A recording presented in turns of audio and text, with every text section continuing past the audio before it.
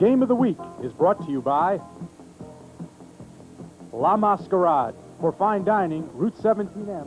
From Pine Bush High School, this is the Cable 6 Game of the Week. This afternoon, the Red Raiders of Port Jervis taking on the Bushmen of Pine Bush. Hello, everyone. I'm Gary Sussman, and welcome to a rain-soaked Pine Bush High School as we have the two unbeaten teams in the OCL ready to go head-to-head this afternoon. Mike Terrell has joined me as usual, and the weather and the field have to be the storyline so far this afternoon. Without a doubt, the field's going to change a lot of the dimensions of this game. The midfield is just outrageous. I mean, I wouldn't want to be out there playing at all. It's going to take away a lot from the cutting. It's really going to be a plus for the offensive receivers and a negative for the defensive backs today. The straight-ahead runner will be better off than the guy with the speed and the quick cuts. So we'll tell you about the pluses and minuses when we come back to look at each team. Now, you were out on the field before the game as they were trying to prepare it. How wet is it? Gary, it's very wet. We put about the grounds crew, I was talking to them, they put 800 pounds of Speedy Dry on the center of the field. And when I said to the one guy, how's the job going? He says, this stuff wasn't made to be put on the lake. And I think that kind of sums it up. It's ankle-deep mud in the center where the grass is, and it drains very heavy to the home team's side. There, the water is ankle-deep. So there's a lot of wetness out there, and it most definitely is going to be a factor. Okay, let's take a look at the combatants in today's game. First of all, the Port Jervis Red Raiders. They have been dominant through the first 3 games of this 1985 season, combining a diversified offense with an aggressive defense to totally dominate the opposition.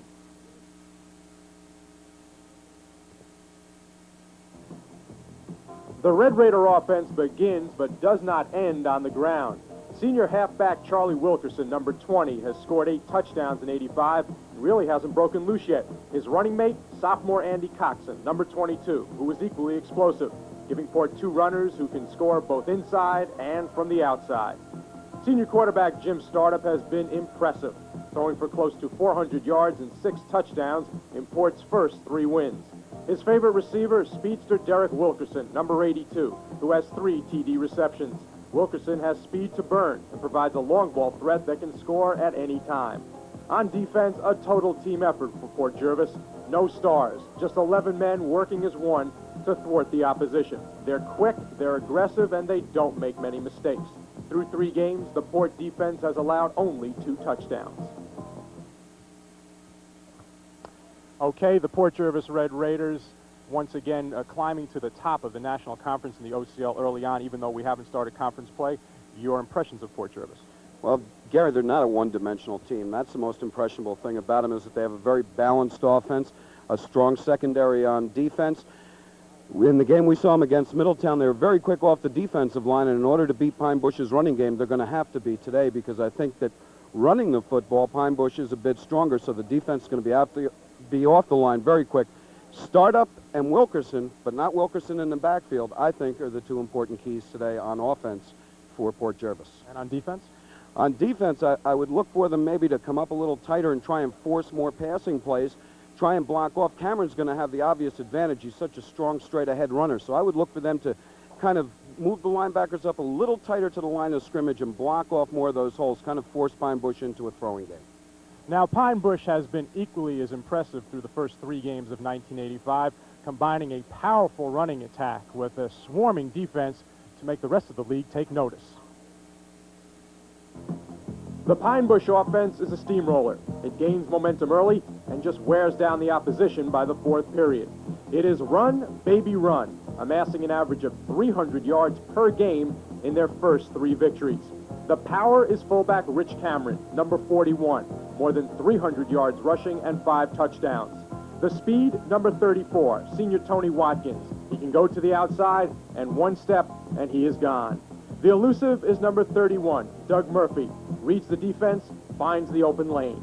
On defense, Pine Bush is very similar to Port Jervis, a cohesive unit that is sound fundamentally. They hit hard, they're aggressive, and they have allowed only 20 points in 3 games. Against Minisink Valley, Pine Bush held senior quarterback George Colby to 101 yards passing, almost 200 yards below his season average. We saw Pine Bush last week against Minisink Valley. Their defense was just as impressive as their offense. Impressive was not the word. Dominating is what they did last week against Minisink Valley. They just took complete control of the game, and they held on to it for 4 quarters. They're going to have to do that as well today, maybe not as dominant as they were last week, but they're going to have 2 things to worry about. They're not going against just a passing game. There's strong running on Port Jervis, and although a little bit of it may be taken away because of the field conditions, they're still going to run the ball at you. In startup, we saw have great success throwing both long and short against Middletown. So he's a quarterback who can do both. Going for Pine Bush on the offensive side, there's so many different machines and weapons there that can be fired. But I think the key man in the whole backfield today, surprisingly enough, will be Coates. If he can use the play fake on the misdirection well and direct the team with short passing, I think he could be the man to turn the offense around and help them score points big. Okay, we've set the 2 teams up, Port Jervis and Pine Bush. We know the field is not in the best of conditions. Who has the edge this afternoon? I don't know. You're talking about 2 coaches with tremendous ability to get teams ready for ball games. Marsh Canosa has definitely shown his effect on Pine Bush in the last couple years, and these are Bob Corvino's kids now. These are not Joe Vig's kids anymore. And 2 teams coming out to play. I think because of the passing game, possibly Port holds maybe a point or 2 edge. That's about it if you're looking to put a line on the game, but only because of the passing game. Okay, so the stage is set. Port Jervis, 3-0. Pine Bush, 3-0. Stay tuned, it should be exciting. When we come back the first quarter, you're watching the Cable 6 game of the week.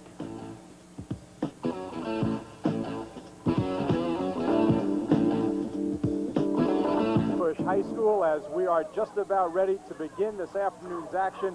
Pine Bush 3-0, Port Jervis 3-0.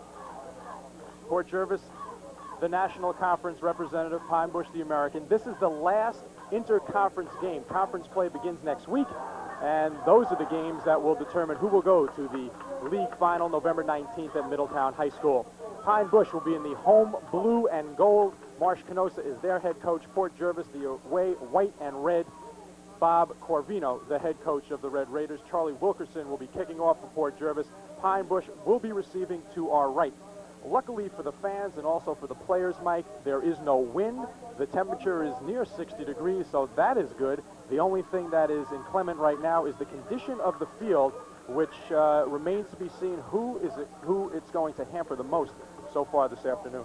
It's obviously going to have an effect on this game, Gary. Whether or not it will have an effect on the overall outcome, we'll have to see. But it's definitely going to cut down on some of the things that these 2 teams would like to do here today. Tony Watkins, number 34, is the deep back for Pine Bush. The officials, the referee is Tom Considine. The umpire is Dennis Flynn. The field judge is Joe Aganoli, and the timer is Bob Foote. We are ready to begin this game, the championship of interconference play right now in 1985 in game number 4. A low kick taken by Watkins at the 10-yard line. Across the 20, and there you see the first effects of the slippery field, Mike, as Watkins slid down at the 27-yard line. Gary, they're not going to be able to cut quickly like that. Everything is going to have to be a very deliberate move. The way to come out the best, actually, today, you're going to have to see these players keeping the weight forward. You're going to hear the coaches screaming that from the sidelines. Keep your weight forward, up on the balls of the feet, in order to be effective today on this field. Let's set the starting lineup. George Coates, number 11, is the quarterback. Watkins, Cameron, and Murphy in the offensive backfield. McCain, Rowe, Rafferty, Smith, Malloy, and Anderson up front. The first man through is Cameron. He is hit head-on and gets to the 25 and then is pushed back by a swarm of Port Jervis defenders led by number 81, Ray Ostrom, and number 25, Dave Machado for Port Jervis. And let's take a look at the first play of the ball game, and you will see what we had called before the ball game. Rich Cameron bullying his way and the swarming Port Jervis defense. 2nd down and 8, and we expect to see Cameron a great deal going up the middle. He is one man who should not be affected that much by the field. The players with the speed and the quickness may have trouble cutting. Coates looking downfield, intended for Ed Rampy, thrown over the head of Rampy. He was defended on the play by Dave Machado. And Mike, Port Jervis going to the air early against Port Jervis. Well, we said earlier that Coates would be the key man. And, of course, we expect some effectiveness out of the backfield that he has, especially Cameron. But if he can complete the short pass, I'm surprised he threw so long right away to Rampy. I thought he might try and go a little shorter and over the middle maybe more. The Port Jervis defense has held its opponents to an average of 146 yards rushing and 9 yards passing through the first 3 games. They have been very difficult to pass against. Counter play, Murphy. Murphy has the first down and more, and he's brought down over midfield. Doug Murphy, the nice counter play by Pine Bush, and they have the initial first down of the ball game. Didn't hurt their misdirection that time. They did just what they did last week very effectively. The fake into Cameron going up the center.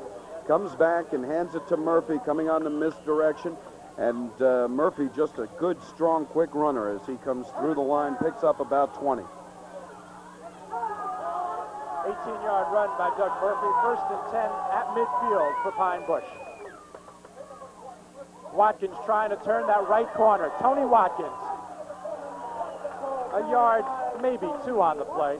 Jeff Gray coming in to turn that play in from his defensive secondary position, 5'8", 150-pound senior. He was not in action the first time we saw Port Jervis, and let's set the Port Jervis defense for you. Rich Cruz and Jim Ritchie are the defensive ends. Mark Trotta and Earl Garrity, the tackles. Chad Martell is the nose guard.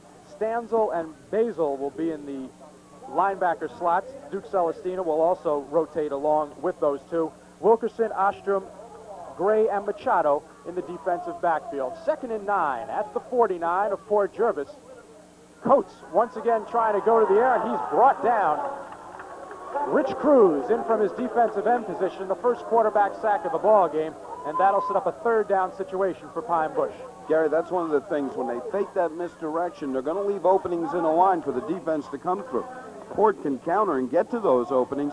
They can cut down the effectiveness that Coates may have throwing the football today. Against Minisink Valley, Pine Bush had 388 yards rushing, none through the air. So far, we've seen them attempt to go to the air twice already on the first series of downs, I think brought on more by the weather conditions than anything else. In motion is Murphy, and he gets the handoff. Can't make the cut that time. That was the same play that he got the first down on, and he's brought down at the 46-yard line. It will set up a punting situation, the first one of the ball game for Pine Bush, and trotting onto the field for Port Jervis, number 20, Charlie Wilkerson. And he'll line up at around his 25-yard line. Joe Bergen at his 31-yard line. The line of scrimmage is the 45. First punt of the ball game for Pine Bush.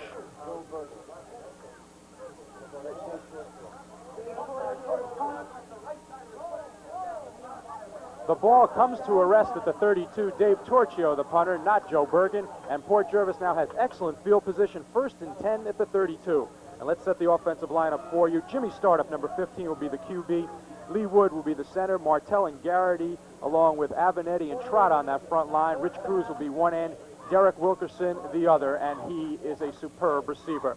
In the offensive backfield, the stalwart, number 20, Charlie Wilkerson, 5'11", 180-pound senior, and sophomore Andy Coxon, number 22. Now, both of these players rely on speed, Mike, and the ability to cut. We're going to have to see if the field has an effect on their ability to complete those maneuvers this afternoon. Look for Wilkerson. He may be a big part of this ball game. I'm talking of Derek, number 82, on the outside. 1st and 10 from the 31, and Startup goes to the air immediately and is brought down in the offensive backfield. Kevin Holland, number 67, 5'10", 194-pound junior, getting a bear hug on Startup, and Port Jervis going to the air on their first play. Here you see Startup. He'll drop, straight drop back. He sees that Wilkerson's covered to the outside. Not only Wilkerson, Krause runs some great routes for Port Jervis. He just hasn't gotten the ball thrown his direction as much as Wilkerson this year. Loss of 5 on the play. Call it 2nd down and 15. First man through is Charlie Wilkerson. He gets to the 26-yard line where he is brought down by Rich Cameron. The defensive backfield, rather the defensive alignment for Pine Bush, Anderson and Smith will be the ends. Holland and Westbrook will be the tackles. Torchio will be the nose guard. He was our defensive player of the game last week. Doug Rowe and Rich Cameron will be the linebackers. Watkins, McKenzie, Murphy, and Ed Ramby in the defensive backfield as we have a 3rd down and 14 for Port Jervis. Line of scrimmage at the 27-yard line. Startup intended for Wilkerson, threw it behind him, and Pine Bush is held.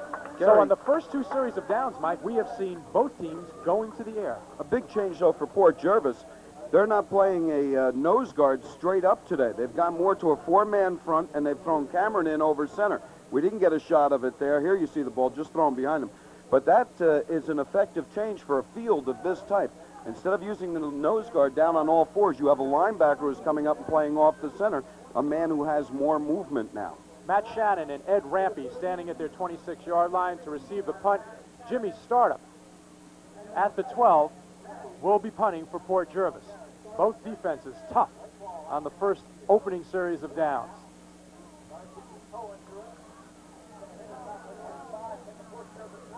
Shannon at the 35. And Duke Celestina with a good open field tackle, bringing Shannon down at the 40 after a 5-yard return. But Duke Celestina saving a bigger play on that, a bigger gain on that play, Mike. I thought Matt Shannon made a real good play on that, Gary. The ball bounced right into his arms. He really didn't want to pick it up. But once he did, he saw his opening. He got one block. I thought he was going to break for 12 to 15 yards, and Celestina made a nice play. 38-yard punt by Jim Startup, and Pine Bush now has the ball 1st and 10. And already the uniforms of both teams soaked through and through due to the wet conditions of the playing field. Rich Cameron over the 45 to the 46-yard line. Dave Machado in on the tackle for Port Jervis. Pickup of about 6 on the play, and Gary Cameron, you see the way he held on to that ball that time. They're going to be ripping at the ball, trying to tear it loose. It's wet and hard to hold on to. Cameron just wrapped those big arms around it and covered it like a baby going through. And Mike, he can go straight ahead. He's not going to be affected that much by the field this afternoon. 2nd down and 5. Again, it's Cameron. He has the 1st down and more. Earl Garrity, 6'5", 250-pound senior, number 75, in on the tackle. But an 8-yard gain for Rich Cameron, and the second 1st down of the ball game for Pine Bush. Let's see how early we pick it up here, and you'll see the effectiveness of Cameron. Watch the handoff. There you see him slip a couple tackles, duck under guys. He's very versatile for a big man. He runs well, gets down low, and plows forward. Frank Stanzel, the linebacker, number 43, also in on that tackle for Port Jervis. 1st and 10, 47-yard line for Pine Bush. Coates is going to keep it, and he has some daylight. And Coates has another 1st down for Pine Bush. He saw the opening, got out of trouble, and scampered down that left sideline. They'll knock him out of bounds at the 33-yard line of Pine Bush. He's the man I said is the key for Pine Bush today. He reads the defense, sees he has no room. Let me out of here. Down the sidelines after he tucks it under, picks up about 12 yards. Got another 1st down at the 33-yard line. 14 yards to be exact, 5:30 to go, period number 1. Pine Bush with their 3rd 1st down in the 1st period. Cameron once again, and gets very close to that 30-yard line. Frank Stanzel in on the tackle, Mike. Gary, what the run does by Coates there is it kind of spreads that defense a little bit now for Port Jervis, and they can't be as keying as much on Cameron. They're going to see now that Coates is a very good runner to the outside, and if he can drop back when his men are covered and run out of trouble, it's going to be a tough thing for Port to defense against. When we get time, Mike, we may want to talk about the amount of time that Coates is given to pass and how much they work on pass protection, because they're basically a running team. Watkins left side. And Watkins gets a yard to the 30-yard line. Very evident there. Watkins wanted to cut inside, couldn't get his footing, and it allowed Port Jervis to string it out. 78 Mark Trotta, the man who was able to do that for Port Jervis. Watkins, we saw, was so effective last week on the dry field. Obviously, this field will cut down his maneuverability this afternoon. It really is a beautiful day for football. Unfortunately, the field is soggy, to say the least. 3rd down and a long 6. Rampy is split wide to the right. In motion is Watkins, and counterplay is Murphy. He's still on his feet. Doug Murphy, he's in.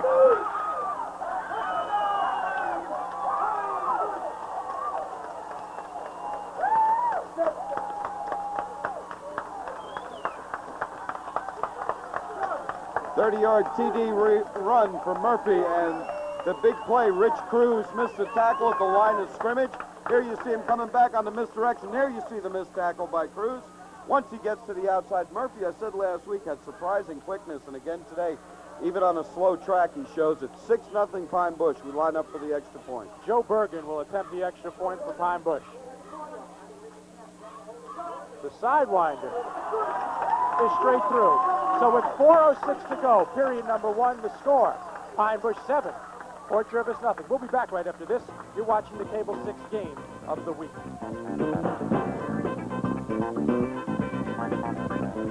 It's anniversary time at Serta Mattress. A 65-yard drive, 7 plays, the big run, a 30-yard touchdown run by Doug Murphy.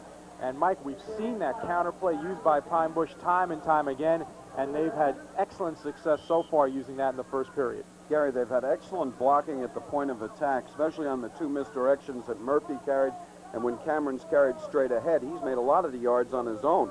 But the blocking on the misdirection plays has been very impressive.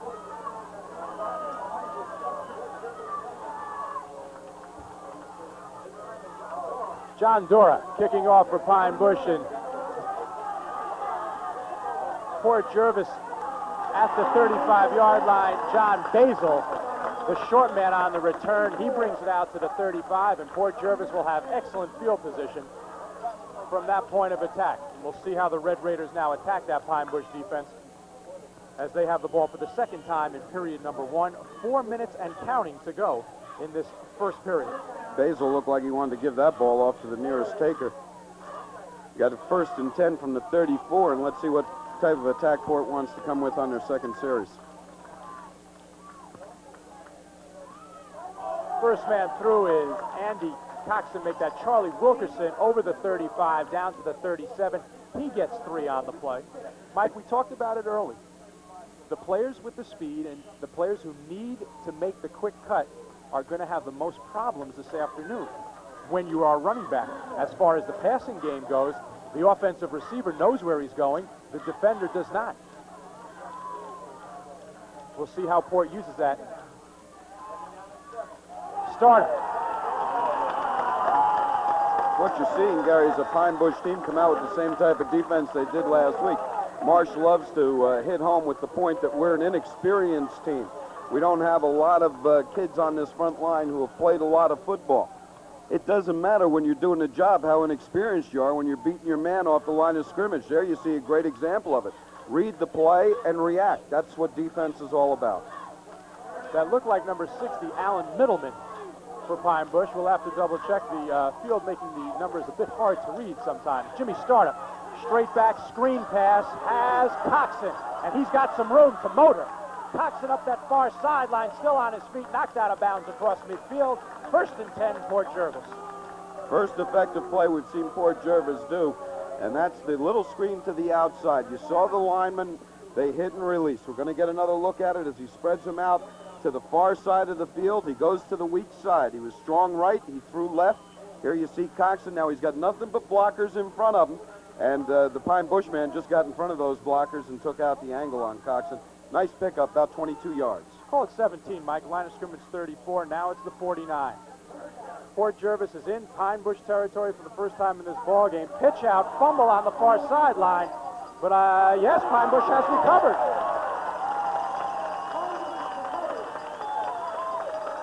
Cameron comes up with the fumble recovery on the far side.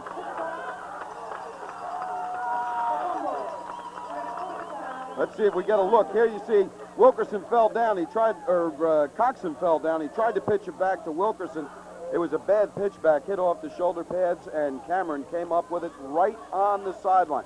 Good call by our referee out there. Actually, it was a line judge, I believe, who made the call. Jim Startup would have been better off to just hold on to that ball because he did hit Charlie Wilkerson in the shoulder pad. And now Pine Bush, again, with an excellent opportunity. 1st and 10 from the 47. Murphy again, left side. Murphy over the 45, down to the 43-yard line. John Basil, 42, linebacker. Port Jervis, 6 feet, 160-pound senior, in on the tackle. Call it 2nd down and 7. So a key turnover here with 2 minutes and counting to go in period number 1. Pine Bush already on top by the count of 7-0 against Port Jervis. And we have a whistle on the field and an official's timeout, letting one of the Port Jervis players towel off. And let me welcome one of our cameramen who has been away on a honeymoon, is back. Rich Hatter from New Paltz, back with us, and we're happy to have him, along with Scott Healy and Tom Diana, if he can get that camera up, along with the rest of the engineering staff. 2nd down and 7. Coates over center. 5'9", 151-pound junior. Cameron. And Cameron bullying for yardage. And he is the doctor of hurt. And Mark Trotta getting up, holding his right arm. I'll tell you, you take Rich Cameron head on, Mike, and you're taking a load Well, what you're doing on that side is you're taking Tom Malloy and Henry Smith along with Rich Cameron, and those three together are really a load because they're doing some great blocking up front.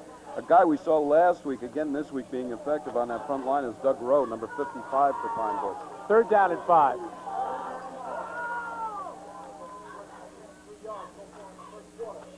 Watkins. He's had a lot of problems today, Gary, and the style of runner he is. He's a runner in the Coxon type of mold that they both run the same way. Wilkerson can be effective inside, Charlie Wilkerson. We saw that against Middletown. But these guys, they need the room. They like to dance. They seem to gain speed off of that movement. They don't lose speed with direction change. It's going to be a tough day for those two out there. Last week, Watkins, 165 yards. He was very impressive against Menacing Valley. Having a little trouble getting untracked literally this afternoon. Torchio with a low kick taken by Jeff Gray, the up man, and Gray is run out of bounds at the 32-yard line. Port Jervis will pick it up 1st and 10. 24 seconds to go, period number 1. A quick-moving first period here at Pine Bush. And the Bushmen are on top 7-0 in case you've just tuned in. A 7-play, 65-yard drive by Pine Bush, capped off by a 30-yard touchdown run by Doug Murphy. The extra point was successful. That is the only scoring so far this afternoon. So Port Jervis escapes the turnover. And now we'll pick it up 1st and 10 from the 31. Start up again. Back to pass has Derek Wilkerson. Good coverage by Ed Rampy. A gain of 4 on the play. Excellent coverage by Rampy, but nonetheless, a good play selection there by Port Jervis. They want to get the ball moving. They haven't done anything on 1st down yet today. They want to make that 1st down a useful 1st down. Good throw out, picks up about 4. Good coverage on the defense. And time has, on the clock, run out, and we'll wait for the call from down on the field. And that is the end of the first period. So the score at the end of the first 12 minutes of play, Pine Bush on top of Port Jervis by the count of 7-0. When we come back the second period, you're watching the Cable 6 game of the week.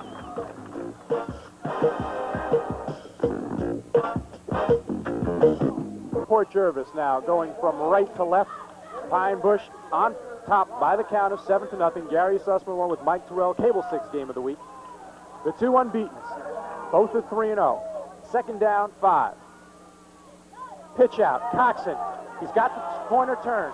Coxon down the far sideline and brought down in Pine Bush territory. Tony Watkins in on the tackle, but a nice sweep that time by Andy Coxon, taking the pitch out from Jimmy Startup. Excellent job on Coxon's part. He got out. Startup made the nice flip, Gary. He led the man so that he had time to grab the ball and then look downfield before he had to make a cut. Good job. Pickup of, what we got, about 16 yards on that play? 1st and 10, Port Jervis. Port Jervis now. 1st and 10, 43-yard line. And as the afternoon goes on, the field will hopefully dry up a little better, give the players a little better footing. And Coxon once again. And Rich Cameron is the man who made that play. Cameron along with number 58, Bob Quimby, stringing Andy Coxon out. You ever get the feeling Cameron likes to play football? He is going to be one mess after this ball game. He's having a good first half here. He's been in on about 3 or 4 tackles. He's intimidating coming up over top of center there. I'm sure he's forced a change or 2 already on the Port Jervis line. If his parents are here, they're very happy they do not have to wash that uniform. 2nd down and 9. Startup. Got Wilkerson.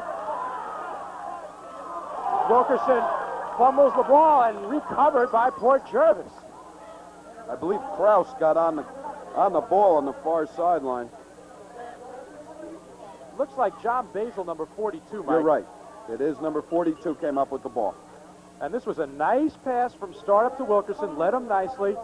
The nice little stutter step there, and the tackle caused it. When Watkins came in, he just punched the ball out from under his arm. I don't even think attempting to do that. At the point of contact, Wilkerson had the 1st down. The fumble pushes it back and make it a 3rd and 5. A lot of muddy ball players out there. Bear with us. 3rd down and 5. Another fumble on the play. And poor Jervis recovers once again. Again, startup would have been better just to hold on to it. He was in the grasp of a Pine Bush defender, and that affected the pitch out to Coxon.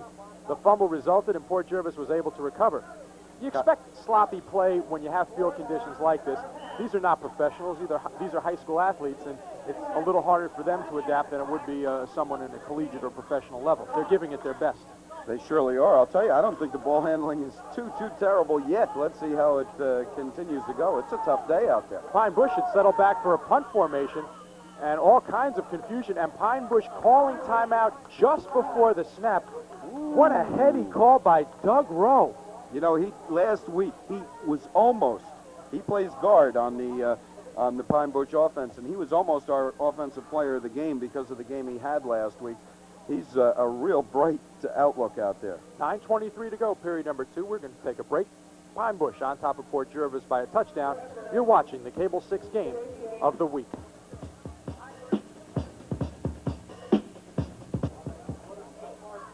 Both coaches talking to their respective players. 7-0. Pine Bush on top by a touchdown. What developed just before that timeout, Pine Bush had dropped into a punt receiving formation, and Port Jervis came up and ready to go for the 4th down, and that defense was not ready, and the call made while the pitcher was in motion, I thought, Mike. I thought it was a late one, too. 4th and 9.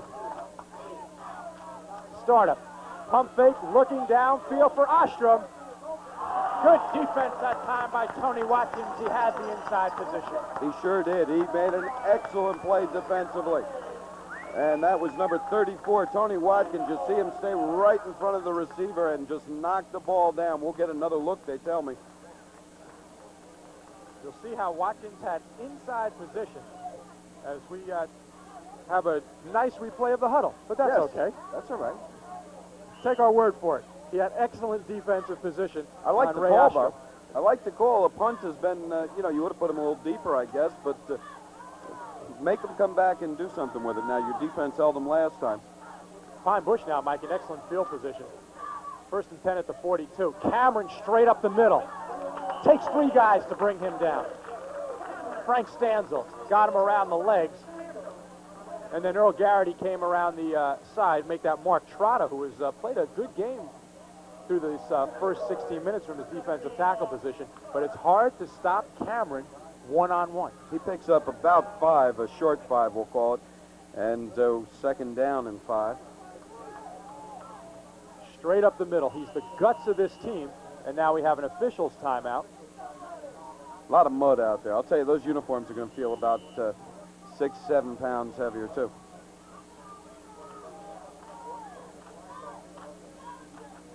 Fumble. Port Jervis has recovered.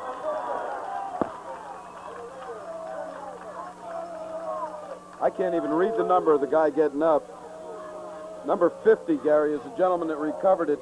That is Chad Martell for Port Jervis, and he just fell on a snap that never just went off right. Here you go. It's the guy down here with the red helmet. Just look at your... He's the one that picked it up. Just a bad snap from center. That's Basic all it was. fundamental play, and Port Jervis now. 1st and 10, 44-yard line. Coxon. And Coxon over the 40, down to around the 37-yard line before he's finally stood up. But a nice gain that time. Bob Quimby in on the tackle for Pine Bush. Here's why the play works. See the blocking there? That's the first time I can think of that Port's really beat him off the line. Port really got off the snap very well that time. First time this afternoon. And good pursuit that time by Doug Murphy because Quimby had stood Coxon up. Murphy came in to put the crunch. 2nd down and 3. Gain of 7 on the play, and a little motion that time. Got off the line well that time, too. Rich Cruz. Just a little bit early. Bring it back for 2nd and 8 instead of 2nd and 3 now. 7:39 to go, period number 2. And also let me welcome Don Prasuti as our director.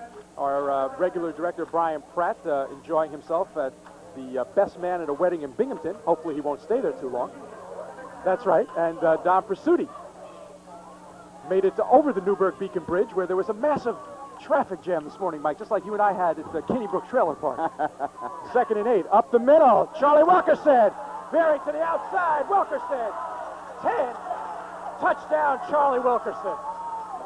You know, there's been days I've been wrong, but so far, guys with the speed who are effective cutting to the outside are the two TDs. A misdirection. Poor Jervis comes back here with really not a misdirection type play. Let's get another look. Maybe I missed the beginning of it. Wilkerson showing great balance and speed to the outside. Let's see. No, it's just a straight ahead dive. That's what you call the old 20. And off he goes to the races. And now a key extra point, Mike, and Charlie Wilkerson will be attempting the extra point, or will it be Andy Coxon? It's hard to see I believe from it's this Coxon. Is that 22? Yes, it is. Andy Coxon will attempt the extra point, and this is a big one. The field conditions do not make kicking an easy chore this afternoon. Charlie Wilkerson, a 42-yard touchdown run, as Mike said, straight up the middle, veer to the outside, and say goodnight.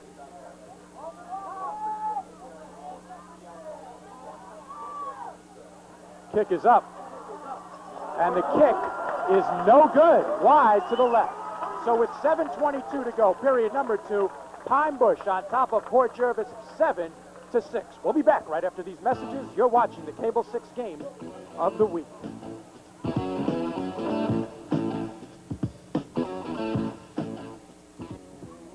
3 plays, 56 yards. Charlie Wilkerson with the 42-yard touchdown jaunt. We've seen that so many times in the past 2 years, Mike. Charlie has 8 touchdowns rushing in Port's first 3 games, and now he has 9. And he is just a pleasure to watch.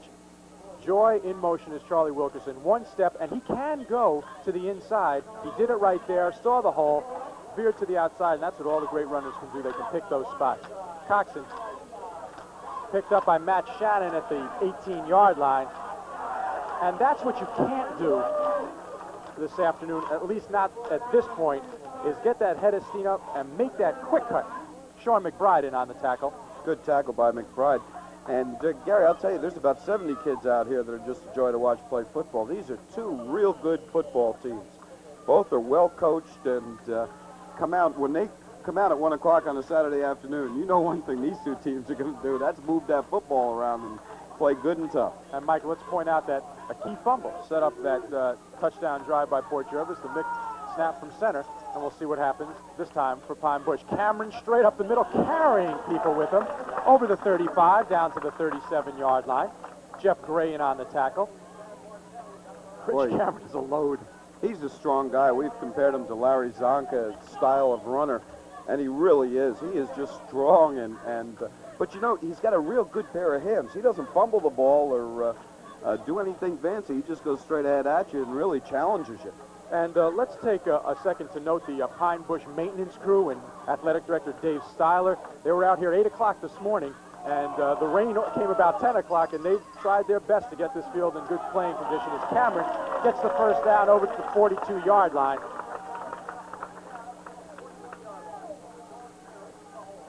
And a pleasure to come to Pine Bush. Last year was our first time that we had made a trip over here. And Cameron has rushed for more than 100 yards, as you can see. In each of his first 3 games, he has 5 touchdowns. Last year, over 1,200 yards rushing and 17 touchdowns to lead the OCL in scoring. And it's a 1st and 10 now from the 42-yard line for Pine Bush. 6 minutes and counting, second period. Confusion in the backfield. Coates ran in, I believe, to Cameron. Earl Garrity with the bear hug, making like Hulk Hogan. Mark Trotta also in on the tackle. Loss of 4 on the play. This was just confusion in the backfield. This is just a mix-up in the backfield. We saw it a little late there. What he had done earlier, and that was almost get knocked down by Rich Cameron coming through. 2nd down and 14, 5:30 to go, period number 2. A very quick-moving first half on a soggy Pine Bush athletic field in Pine Bush, New York. Side of our Cable 6 game of the week. Misdirection again to Murphy, and that time Port Jervis had it diagnosed properly. Mark Trotta, and we've called his name a lot so far in the first half. Sure have. Trotta saw it coming back his way, and he just stood there. And he said, come on, run right into me, Mr. Murphy. I'll show you how to take away speed from you. Just bear hug you and put you down. But they diagnosed it right that time, Gary, and I'll tell you, we got a good standoff going. 3rd down now and about 14. Ed Rampy split wide to the left. Coates. And Rampy as I said, was split wide to the left. He wanted to split out a little wider before the play actually was called, and he's called for illegal motion. And they will go back 5.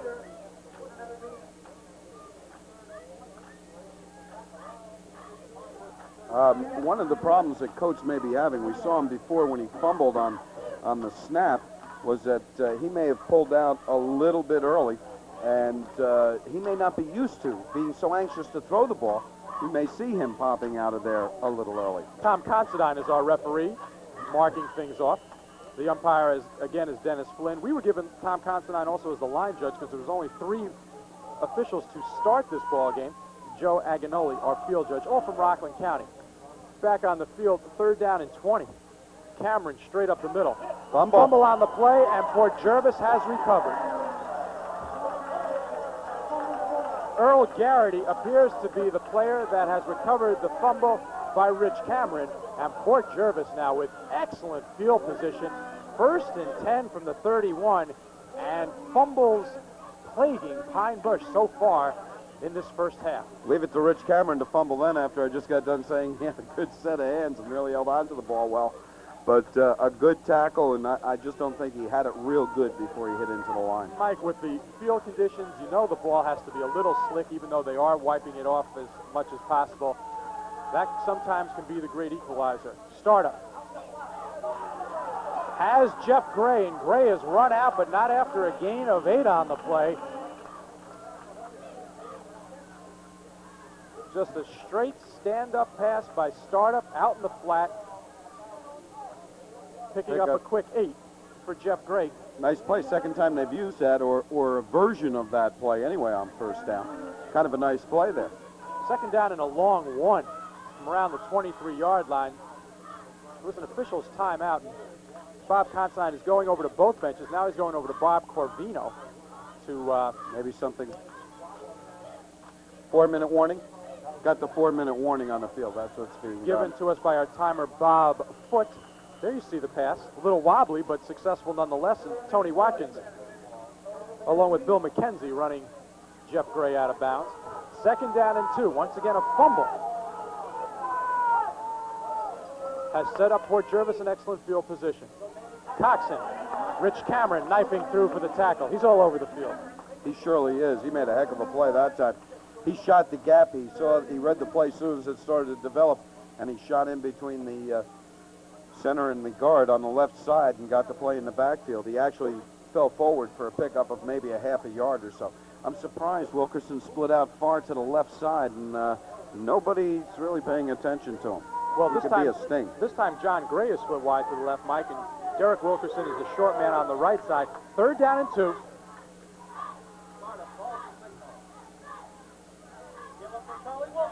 Wilkerson again, and Wilkerson, touchdown.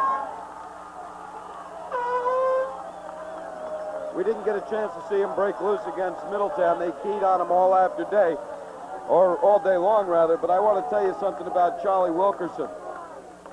I want to tell you something about Wilkerson. This kid can run in any league. Look at him as he hits into the line and out he goes.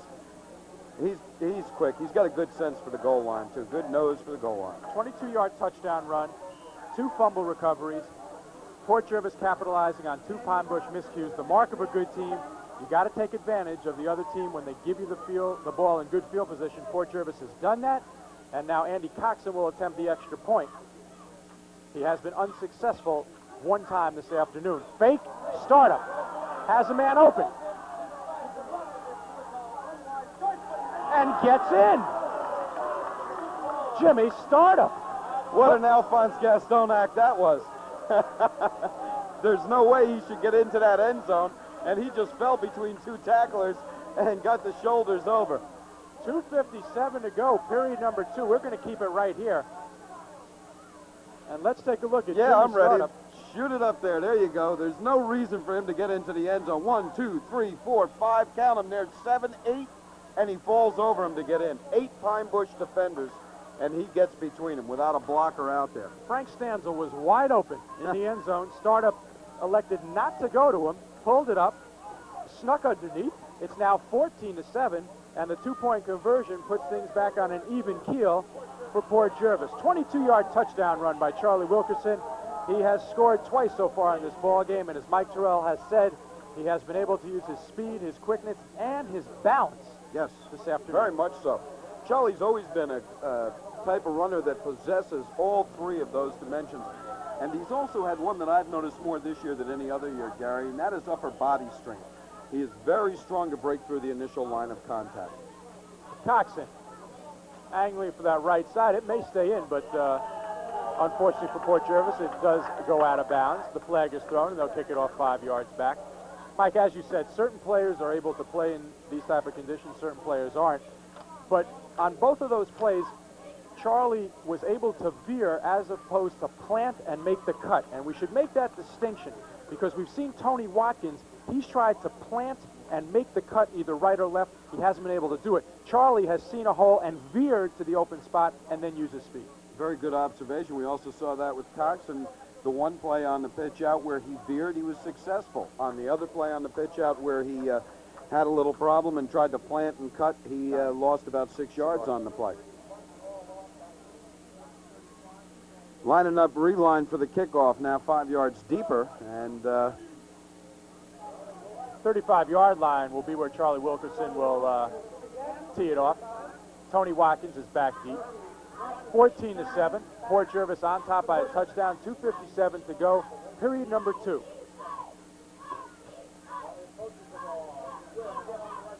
Shannon at the 25. Across the 30, the 35, the 40. And down at the 42-yard line, Pine Bush, excellent field position now. 1st and 10, nice with kickoff return by Matt Shannon. Excellent kickoff return by Shannon. He saw that he had a little wedge in the center of the field, and he used his blocking well. I'll tell you, these kids are hitting. See bodies going on this kickoff like nobody's business. They're really plowing out there. It looks like Mike Terrell's house around sleep time. Everybody just veering for that bed. That's the truth. And Shannon making the... Look at it banging. Making the nice... I love it. That's great football.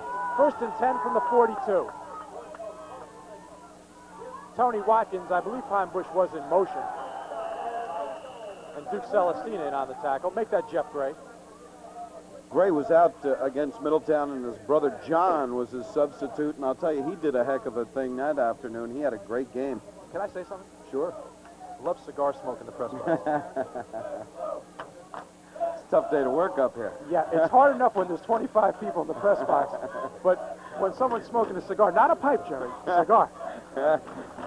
Well, you got everything working. That's about the only thing we don't have is a guru up here with incense, I want to tell you. We got all senses going. We're amplifying. Meanwhile, where's the ticker for the Yankee and Met game? Oh, read it off. No, do you have the Yankees to show it up? That's what we need. We'll see it. Look at this. He just can't cut. He gets it. They string him out, and he's not going to go anywhere. To make the cut that he wants, Mike, he has to plant and go, as we just talked about. I'm a little surprised that they didn't take the down. 1st and 15. They took the motion penalty. Yep. There was no gain on that play.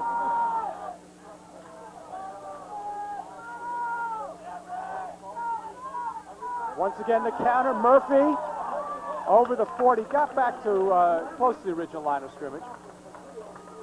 John Basil. He's the man defensively that made the play. He tripped up Murphy, as you'll see it Mike, coming back at you. Same play that they used for the touchdown. That counter play. He's the one that makes the trip up there to slow him up. I feel like I'm in John Manzi's office this afternoon with the cigar smoke. 2nd and 10 now for Pine Bush, and we haven't seen him throw in the last 3 series. It'll be the full house backfield as usual. Rampy is split wide to the right. And this time Coates is going to go to the air, and he's got time. Can't find anybody open. Good night, Rich Cruz. All alone. Nobody there. Bob Anderson was floating down that right side, and I'll tell you, you can't expect your line to give you more than 2.5 to 3 seconds. Coates had that, just couldn't let it fly. Well, the problem was he just never saw the receiver. That was it. He was looking into another area. You know, he may have been open, but he may have run the wrong route, Gary. He was awfully deep for only having to go for a 1st down. I mean, you're not looking to score. You're looking to get the 1st down so you can keep playing. You're a running offense. You're not looking to throw the ball 70 yards. Mike, we have under a minute and counting. Pine Bush sitting on a 3rd and call it 18.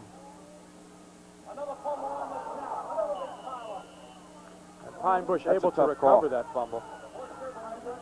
And now Port Jervis, will call timeout, setting up the 4th down situation for Pine Bush. We're going to take a break. 43 seconds to go. Period number 2. Port Jervis on top by the count of 14-7. We'll be back right after these messages. You're watching the Cable 6 game of the week.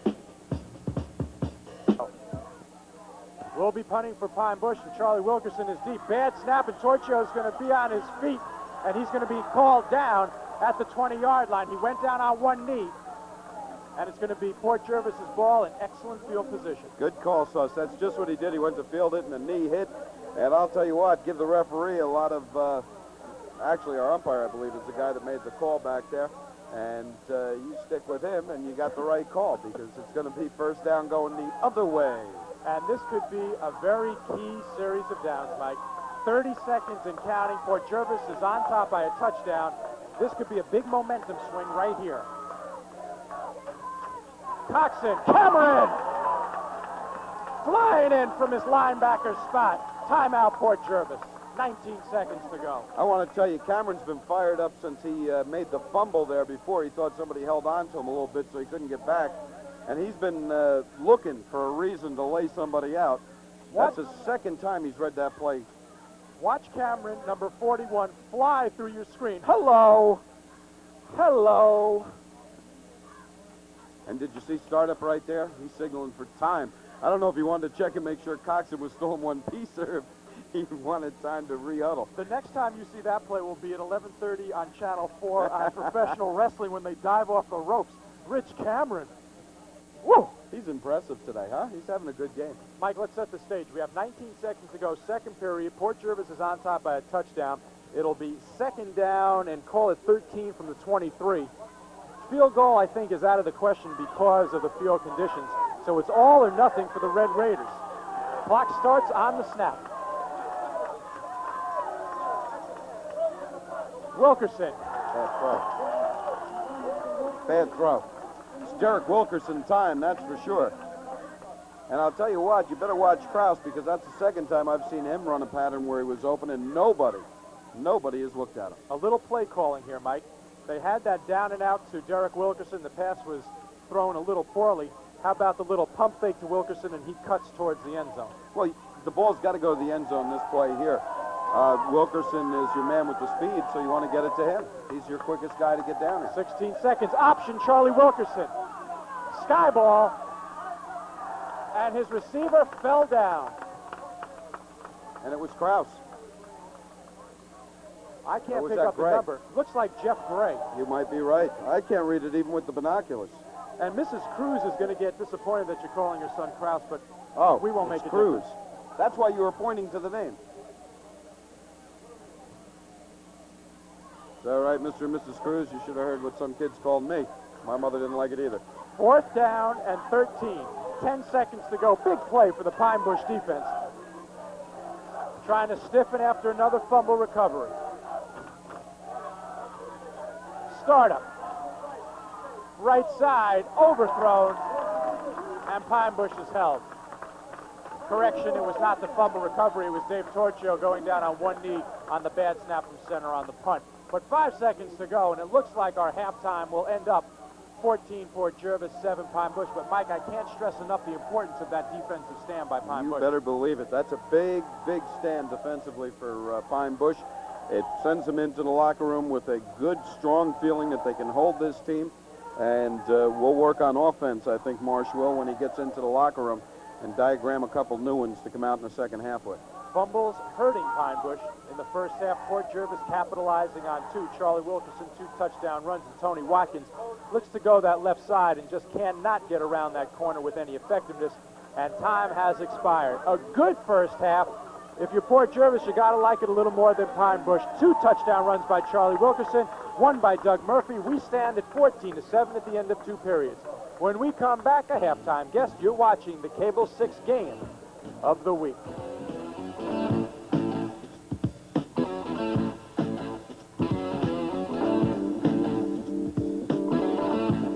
Pine Bush High School. The score at halftime, Port Jervis on top of Pine Bush by the score of 14-7. My halftime guest, the basketball coach at Pine Bush, Mr. Jerry Leonardi, who is also the PA announcer for the football game, so we'll talk football for a second. Tough game. I think the field conditions are affecting the ball handling on both sides, and Port Jervis able to capitalize on Pine Bush mistakes. Yes, Port Jervis looks like that type of team that is, it's well coached, it's got all that tradition, and I think just for a few minutes at the end of the first quarter into the second quarter, Pine Bush started to doubt themselves. That last defensive stand, I think, will really help Pine Bush in the locker room. They can start with that for the second half because they're a good club. We thought that could have been a big momentum swing if Port Jervis would have scored, because then you're going down 2 touchdowns as it is Pine Bush holds, and now they feel that they can play with Port Jervis put in a pressure situation. One of the things that Marsh, I think, has been trying to teach for 3 years, and we've been doing it in basketball, is that, yes, you can be good and you can play with anybody. And if they can play with Port Jervis in Orange County, they can play with anybody. And you talked about basketball, and you talked about the football program. Football program seems to be now firmly entrenched. I know the Pine Bush JVs beat Port Jervis, I think something like 24 to nothing. During this week. They came in second in the OCL last year. They're undefeated this year. What about the basketball program? Can it reach the same level as the football program? Well, we're trying. You know, when we started 3 years ago, we were 0-20. Last year, we made both the sections and the Final Four in our conference. We lost everybody. And we're, in a sense, like Marsh's with the football team. We'll have to see how our JV team plays varsity basketball. Hopefully, this is an indication of what we'll do, that the program is established and that they'll be able to pick up where they left off. Now, certain communities are known for certain sports. Port Jervis has always been known as a football wrestling town. Certain schools in Sullivan County are known for their basketball. Pine Bush has had to resurrect its sports programs. What do the kids like to play here? I know that baseball has always been good, at least for the last several years in Pine Bush. Is that the sport? Is baseball a sport? I'm afraid to say anything now because the girls will get on me. We have a great swimming team and a great boys. I forgot the swimming team. Charlie Murray's done an outstanding job with both those clubs. The baseball team, yes, but I think what problem with baseball is, and we've talked about this with Tommy Warraven, who's one of my assistants as well as being head baseball coach, it doesn't carry over into the next season. If the football team does well early, that carries throughout the year. And when you try boys football, girls swimming, it sets the tempo for the rest of the year. What I think Dave Styler's trying to do as the athletic director, and I think the head coaches are trying to do, is establish a good athletic community within the academic community so that all the sports do as best as they can. One coaching rule that will be coming into effect this year is the coaching box, where the coaches have to basically sit on the bench. It's not even a coaching box. I kind of think that that's a rule for the officials, not for the players or the coaches. I personally think it's totally ludicrous, and I want to see the first time in a big game when that's called against the coach. I am so opposed to that I cannot begin to express it to you. I'm building a big chair with where I can be tied down, you know, and I won't be moved. But you're right. I can just see this scenario, 4 seconds to go, and we scored a basket, go ahead, and we leap up, cheering and say, get back on defense. And once we say get back on defense, that's a T. I want to see someone call that. So I think it's going to matter. When we speak to the officials about interpretation, I think they'll tell us how they're going to interpret it. Okay, before the second half begins, how do the players, how do the students, the non-student athletes, and the people in the academic community feel about Pine Bush now as opposed to about 3 years ago? The reason I bring that up is I was mentioning to a coach a couple weeks ago that we would never have considered Pine Bush for a game 3 or 4 years ago, but now it's almost, where is Pine Bush playing? Right. I think there's a general feeling, and I think I may have said this last year about this new spirit in the school. I think it's established now. Students now wear Pine Bush shirts and jackets. You know, they really want to be here. And in my 4 years, I've seen it with the coaching staff, I've seen it with the faculty, and I've seen it with the students. We've established very strict academic policies, too. So our academics are moving up from our first grade right on up to the high school. So I think the general attitude in the community is this is a good school district. Jerry, good luck in basketball, and hopefully we'll see you during the year. Okay. Hopefully we'll see you here again. Okay, thank you very much. Jerry Leonardi, the head basketball coach at Pine Bush. The score at halftime, Port Jervis 14, Pine Bush 7. When we come back the third period, you're watching the Cable 6 game of the week.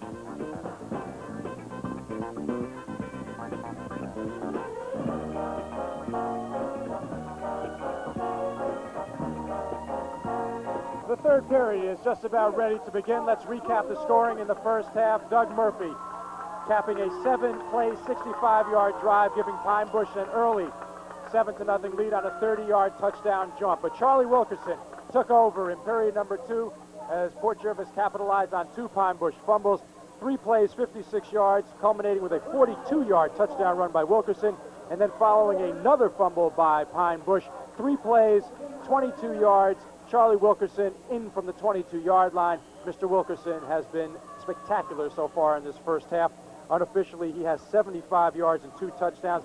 Jimmy Startup 4 for 9 for 20 yards. Rich Cameron has 45 yards. Doug Murphy 42 yards and 1 touchdown. As we're ready to begin the third period, Pine Bush kicking off to our right. Port Jervis, Charlie Wilkerson, and Dave Machado taking it at the 27-yard line for Port Jervis. Machado wanted to go to that outside and is finally downed at the 41-yard line. He had that opening, Mike, to the outside if he could have just swung around the corner. He just couldn't spin it around, Gary, and that's a problem we've seen all first half. And they played the whole game, though, Gary, in the bad section of the field. They haven't hit any grass yet. They keep playing between the 50 and the 30-yard line most of the afternoon. Get to the grass, guys. It's a little easier. Let's reset the starting lineups for you. Jimmy Startup will QB for Port Jervis, Coxon and Wilkerson in the offensive backfield. 1st and 10 from the 40. First man through is Wilkerson. He gets over the 40 to around the 42-yard line. Doug Rowan on the tackle for Pine Bush. Pine Bush took the early lead. Port Jervis came back with 2 scores, and then Pine Bush stiffened with 20 seconds to go in period number 2. As Port Jervis had excellent field position, but could not capitalize after Dave Torchio went down on one knee on a bad snap from center on a punt. Fumbled, Port Jervis, 40-yard line. Coxon recovers, 3rd down and 10. Smart thing for Coxon to do. No sense playing around on a day like this trying to pick it up and run. Just get on it and keep position in that portion of the field. Mike, that was a good point. Most of the action has been in that one section of the field between the 30 and the 50, where Port Jervis is right now. If you get a little farther to the right, it says green grass ahead. That's right. It's one of those games played between the 40s, I guess you could say. 3rd and 10. First series of downs, 3rd period. Port Jervis on top by a touchdown. The battle of the unbeatens. Startup. Pass was intended for Ray Ostrom. He had Ostrom open on the quick hook, but the pass was overthrown. 4th down. Startup through 3 games had thrown for 382 yards and 6 TDs. In this game, unofficially, he is 4 for 9 for 20 yards. There you see the stat right there. Andy Heinrich on graphics, and the Guido Statistical Service in full form. Charlie Guido in the booth with us with stats. Punting situation, Startup from the 26-yard line. Shannon and Rampy standing inside their 25-yard line. And this is the way the first half started.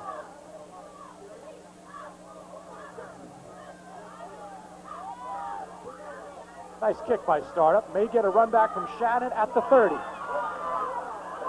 Shannon, far sideline, has some room. And Shannon, still on his feet, finally brought down at the 43-yard line. 1st and 10, Pine Bush. From that point of the field, a 27-yard punt return by Matt Shannon. Earlier, he had a 42-yard kickoff return. Gary, and I'll tell you, there's been 2 or 3 other times he's put his hands on the football that it looked like he might do something. This is just good running on his part and good blocking. And he followed the blocking well. Here you see him get it. He sees he has a blocking to the right side. Look at this. Once he gets around those, lots of blocking going on there. They're knocking people down, and he's a good runner. Mike, you know, style is so important. Shannon is not the man who is going to need all that blazing speed because he doesn't have the blazing speed. He just wants to get into the open lane and keep his balance. And knock people down for me, please. Good heady run by Matt Shannon. 1st and 10 from the 43. Cameron, right side. The Bull, the Doctor of Hurt, to the 36-yard line. 2nd down and 4. You like it? I guess I do, too. It's a new name. But he's an angry young man right now. He's looking for confrontation with everybody on almost every play. He's been banging people, and we've had the referee step in a couple times already. He's just looking to knock people over. That's all he wants to do. Call it a gain of 5 on the play. 2nd down and 5 from the 37. 9:41 to go, period number 3. In motion is Watkins. Cameron again, right side. He's going to be very close to that 1st down. You think maybe at halftime Marsh says, look, we got this kid Cameron. He's number 41 when you turn around, Mr. Coates. He's tough to bring down. Takes 4 or 5 guys. He goes straight forward. It's the best way to run on a field like this. In fairness to George Coates, I believe the Pine Bush coaching staff is calling the plays. Oh, without a doubt. I don't mean to imply that Coates is making the wrong calls out there. I think what I'm trying to imply is that Marsh finally said, enough of this messing around. We got the strength going forward. Let's use it.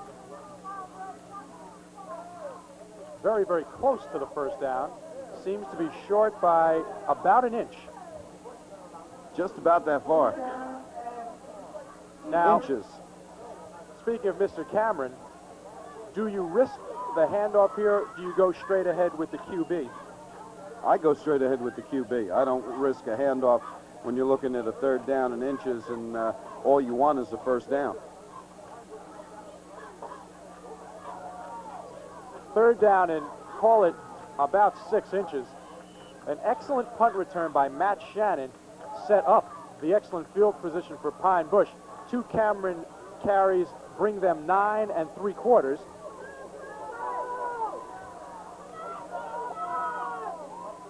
We'll see what the call is. They're going with Cameron right side. He's got it. Well, they decided to risk the handoff. They fumbled 3 times in the first half, but they think that the second half may be a better omen. They're going over that right side. Doug Rowe and Owen McCain. Boy, you read the lights going off in my head. Watch the right side of this offensive line. Look at Rowe pull out and Kane just blast forward there. McCain, I should say, Owen McCain. That whole front line of Pine Bush is something I think sometimes we fail to realize is how good they are up front from center, spreading out right and left. They do a heck of a job up there. And our correction, John Barcelo in for Owen McCain at right tackle. Confusion in the backfield. Success with Cameron 3 times over tackle. And now the counterplay to Murphy, Mark Trotta in on the tackle. And that one was snuffed out in the offensive backfield. That's a misdirection that misdirected right and back. And Mark Trotta, he seems to have been there a few times this afternoon for Fort Jervis. Grinding out the yardage, Pine Bush. 2nd down, a loss of 4 on the play from the 32. 2nd down and 14. The sun has emerged in the foothills of the Shawangunks. Cameron. Is there a fumble? The whistle may have blown. We'll wait for the official call. Fort Jervis recovers a fumble. I don't want to give it to the wrong player, but number 75 was the last person, Earl Garrity, the last person off the pile.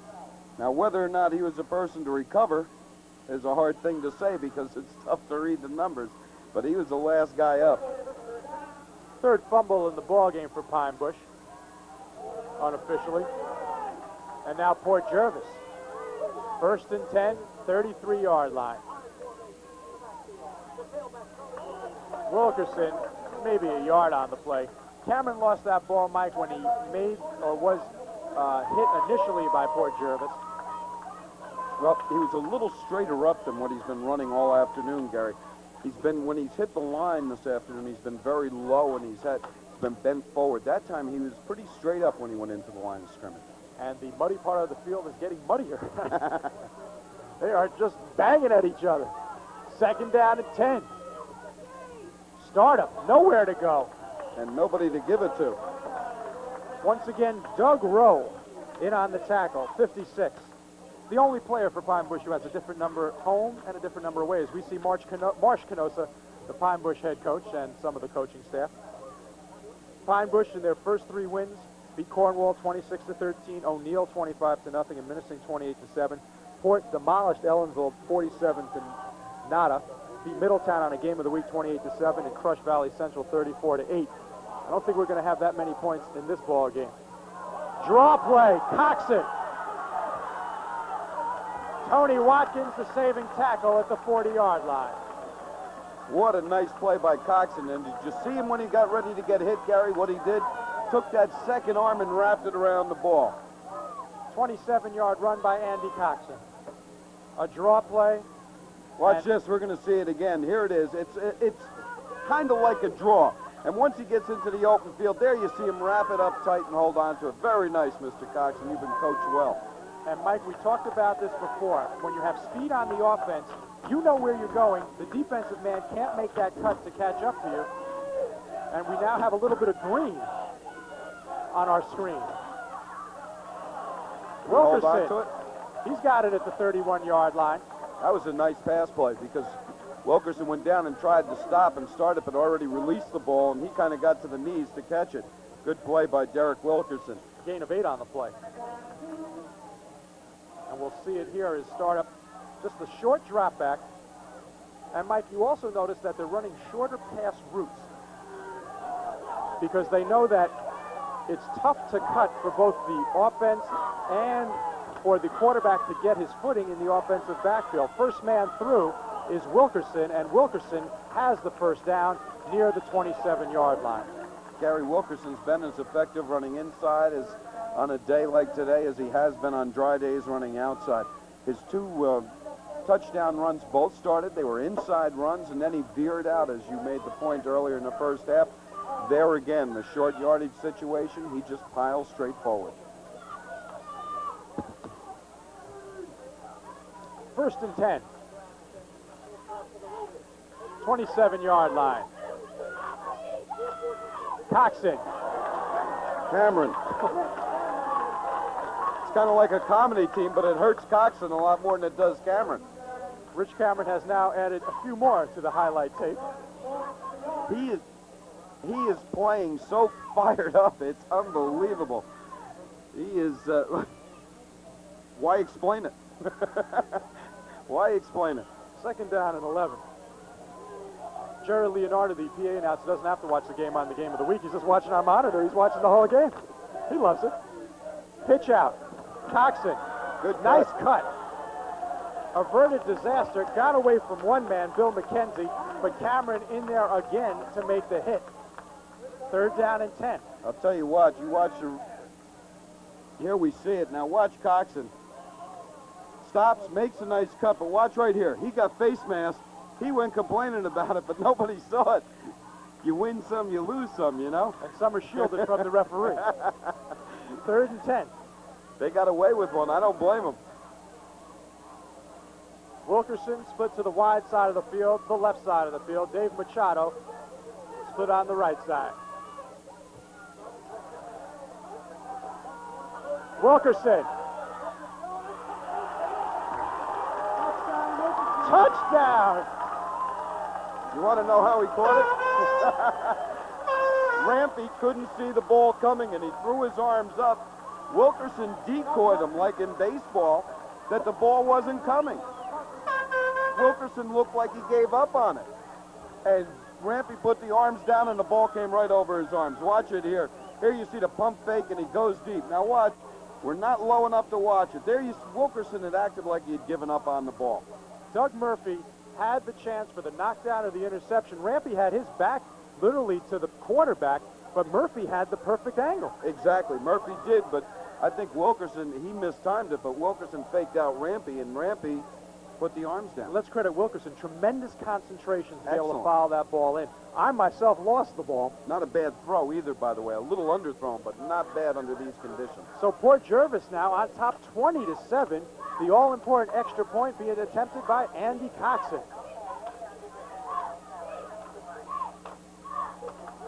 And that kick a bit low for even Mike Terrell. Kind of surprising he went for that. 4:05, third period. Port Jervis on top by the count of 20-7. We'll be back after these messages. You're watching the Cable 6 game of the week. 8 yards, a 27-yard touchdown pass from Jimmy Startup to Derek Wilkerson, and now Port Jervis has a commanding 20-7 lead, and Pine Bush cannot afford to get too far behind in this ball game because they are a running team and they don't have a long ball threat. At least we haven't seen it through a game in almost 3 quarters that we've done. Watkins at the 10. Here's the threat right here. Watkins. 37-yard line. Tony Watkins will pick it up first and 10. They do have the ability to break a long gainer, but on this type of field, given the problems that Watkins has had, he's negated a bit. No, you're 100% right, Gary. And I'm never 100% right. on that one, you're right. On that one you are. And Watkins, but he is a threat on a kickoff to break one because he has the moves even on a wet field to do it. And here you see a good, they've had excellent returns all afternoon. I would say Port may work on some kickoff for special teams this week. 37-yard line now. 1st and 10 for Pine Bush. They trail by 13. The crowd coming to life here at Pine Bush. Watkins. That may also be the feeling of the coaching staff, is that he's the man that can put a little electricity into this Pine Bush offense, and we got to get him going. But realistically, Rich Cameron has been the man who has been carrying this offensive load. And, of course, Doug Murphy scored on a nifty 30-yard touchdown run in the first period. I'm really surprised we haven't seen more out of Coates today. He's been effective only on one play that I can remember so far. 2nd down and 8.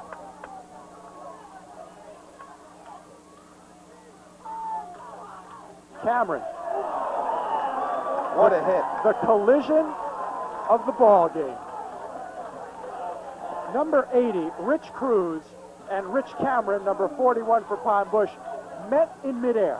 The winner was Port Jervis. Cruz kind of put it right back in his gut, so to speak, because Cameron's been doing that to the runners on Port Jervis all afternoon. What a hit.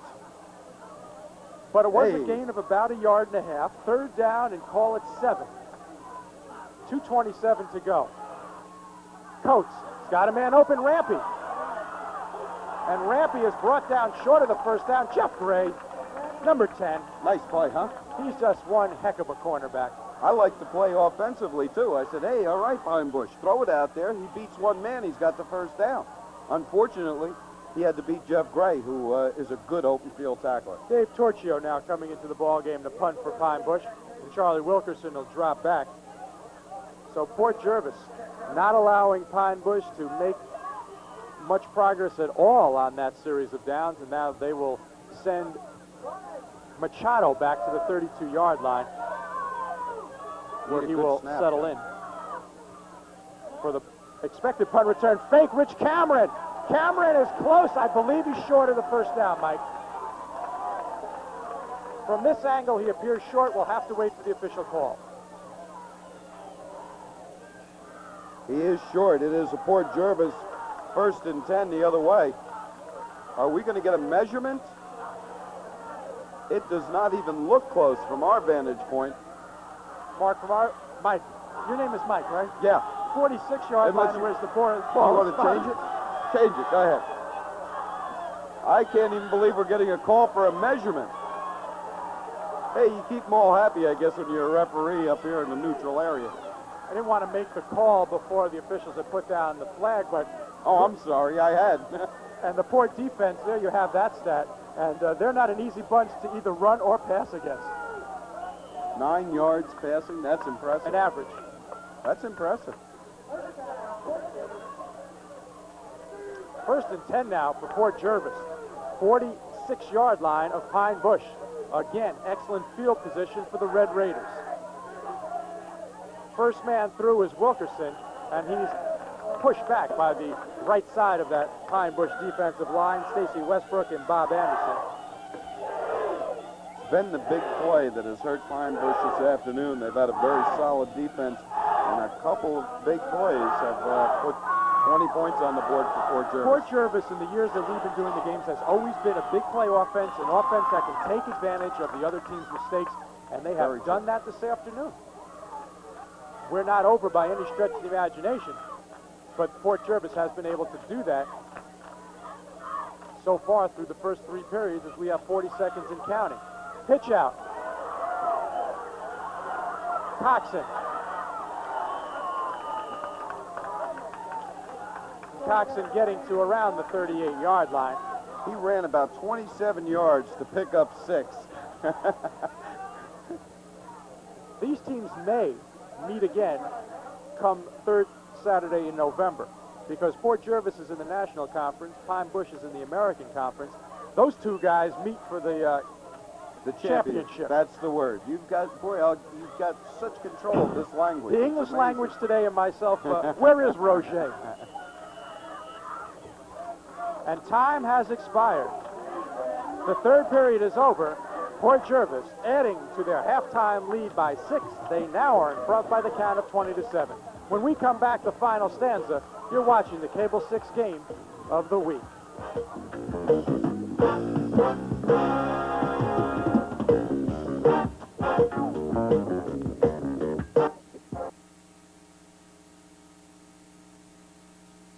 Down. Port Jervis, right side, unable to crack. Setting up a 4th down situation. We would give you who ran the ball, but we couldn't really see that time. Can't read the number. Mike, interesting play call now. As we see some fall foliage in the Shawangunks. Oh, the Shawangunks. We're back at the Shawangunks. My favorite mountain range. 4th down and 3. You know they're not going to punt. Too far for a field goal. Got to go. What do you think? Think they'll go for it? I think so. All right, good call. And it's too far for them to draw the other team off sides due to cadence. 1 for Bob Corvino. Draw play. Coxon. Oh, he's short. Put down. We said we'd make mention of that. I talked about that at halftime. You did. Yeah, Pine without Bush, me. The Pine Bush JV football team beat Port Jervis yesterday 24-0. Said by, I believe, one of the Pine Bush JV players who is bigger than Mike and myself put together. So that's why we read those things. That's right. We're no stranger to intimidation. That's right. But I think what that points out, though, Gary, let's make one quick mention, is how well the program's developing here. 1st and 10 now from the 38-yard line. Pine Bush has to score now, Mike. This is it. You got it. And the crowd starting, as I said before, they were starting to come to life. A bit of chanting going up. But on the field is what counts. In motion. Coates wants the pitch out. Has Watkins.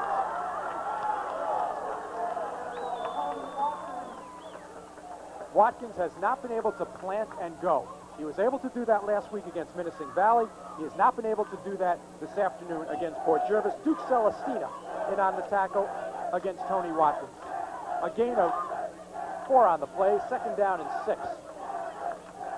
And until they get out of that muddy section of the field, Mike, he's not going to be able to plant. Port Jervis flashing a 5-man line. Pass play, Rampy. And Rampy over the 45 to the 46-yard line. Appears to be a yard short of the 1st down. Duke Celestina in on the tackle along with Frank Stanzel for Port Jervis. Good play by Rampy. He caught the ball. He had guys wrapped around him, and he fell forward. That's what you're supposed to do. You don't just go down. You try and get the body weight going forward. 3rd and what? 2 maybe? You want to call that? Short 2. Short 2. And we have an official's timeout now. No reason to stutter step when the footing is so treacherous. Exactly. Get forward. The problem Pine Bush has here, Gary, is they got to come up with 2 scores in 10 minutes. And they got to hold defensively. The thing is, they got to do it with what they've done all game. It's too late in the game to change and try and be successful at something you haven't done all day. That is just a slight indication of how really rotten it is on that field. Those legs, no resemblance to Mike Terrell's pegs, that's for sure. The clock should say 4th quarter. It says 3rd quarter. Okay. As long as we got that right. I thought the truck started telling me I was in the wrong quarter. It's been a long day, guys, but I know when we're getting close to the end. 3rd down and 1. Key situation now for Pine Bush. They don't want to go to that 4th down.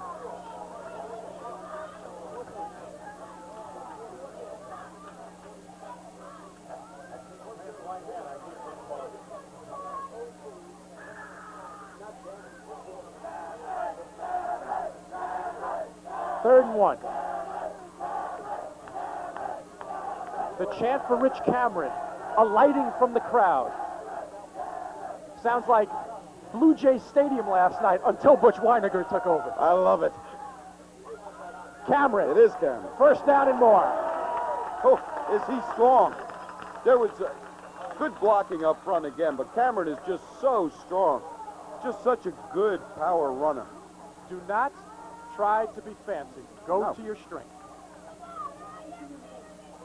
Here you see it. Watch him right behind. Look at 56 pull out of there. That's Rowe. I've been calling him 55 all day. But he just pulls out, wraps that arm around for the block. He's good at that. Very effective. Midfield, 50 yards for Pine Bush to get back into this ball game. This is a key offensive set for Pine Bush. They cannot afford not to get any points on the board because time is not on their side. Coates. Left side has Rampy. Off the hands of Ed Rampy, Dave Machado on the coverage. That was a good throw by George Coates, hit him right in the hands. Was a good throw by Coates, I'll tell you that. Good try by Rampy, too. You're going to drop balls on a day like this. I know it's a pressure situation, and, you know, look how wet he came back. It's nothing but water on that side of the field. We haven't had a chance to see it because they haven't played here all day. But now you're getting down into the part of the field where there's water, especially to the sidelines. 2nd and 10 now.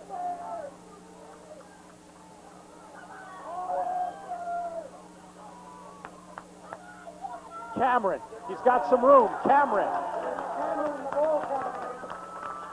has a propensity for hurdling. Yeah, and I'm surprised we didn't see a yellow on that one because that was real evident. He kind of used the head to leap forward is what he did, but the head was on the ground with a red helmet on it, and he kind of just stepped on it and leaped up. And last week we saw him get called for that. Another key 3rd down play. Mike, call it 3rd and 3, a gain of 7 by Rich Cameron. Cameron more than 100 yards in each of his first 3 games, and he's approaching that this afternoon. If he hasn't gotten it already, had 45 in the first half. Cameron again, and he's got that first down and long.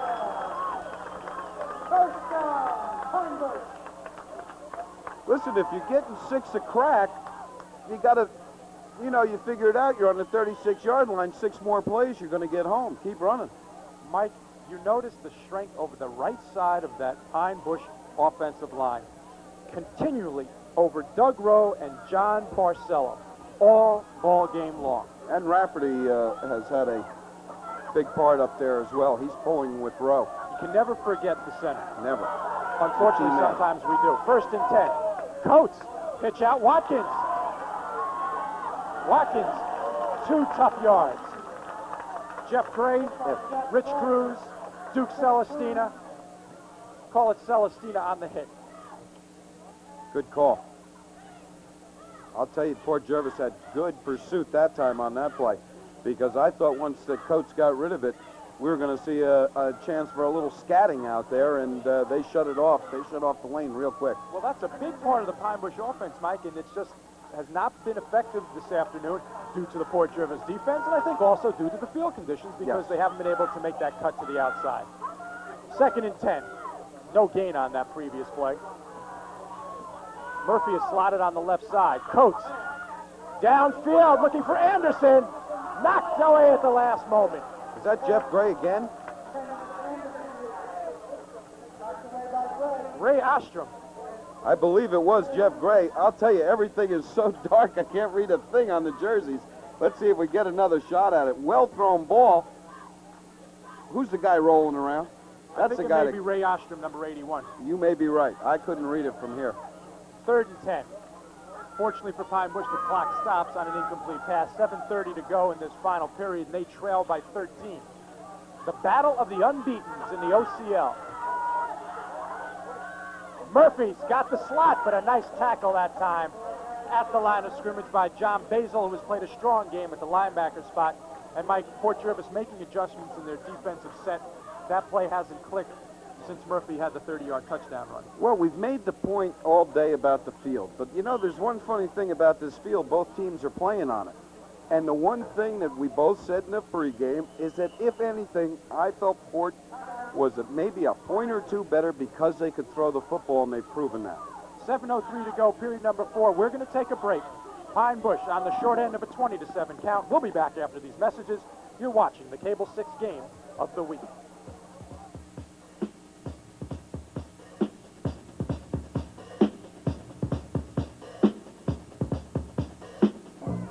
Now, ain't that some pretty feet there? A chorus line. 4th and 9. The biggest 4th down of the ball game for Pine Bush. Coates. Nowhere to go. And finally brought down. Ed Rampy was open on the cut. Coates couldn't see him. And the tackle made by Mark Trotta. Fort Jervis regains possession. You know, Gary, we've been virtually penalty-free this afternoon. Haven't seen a lot of yellows. 2 well-coached teams don't make a lot of mistakes. That's right. You're going to get that. no matter what Marsh says about his inexperience, the kids prove when they're out there how well coached they are. 1st and 10 now from the 37-yard line. Hasn't been a whole lot of offense in the second half. A lot of good hits, a lot of strong reads. Not a lot of scoring. 1 touchdown, a 27-yard touchdown pass from startup to his favorite receiver, Derek Wilkerson. Charlie Wilkerson, right side. And that was Derek Wilkerson's 4th touchdown reception so far in 1985. 2nd down and 11. Just a reminder, at the conclusion of the ball game, the Cable 6 offensive and defensive players of the game as selected by the Cable 6 sports and production staff. What a tough choice today. A lot of tough choices. We're not going anywhere yet.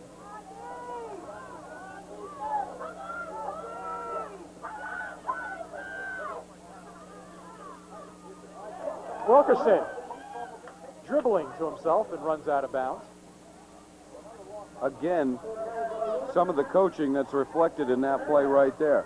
When the ball was missed, Wilkerson bent back over, picked it up. There you see George Coates, and he looks like he's had a tough day, and he has. He just ran right out of bounds with it. No sense getting fancy. The clean jersey player was Mark Scott, number 45. He gave Derek Wilkerson a blow, but now Wilkerson is back in. 5:57 to go in the ball game. Port Jervis on top by 13. They have a 3rd down and 14. Startup, screen pass right side. Coxon. Coxon will be about 5 or 6 yards short.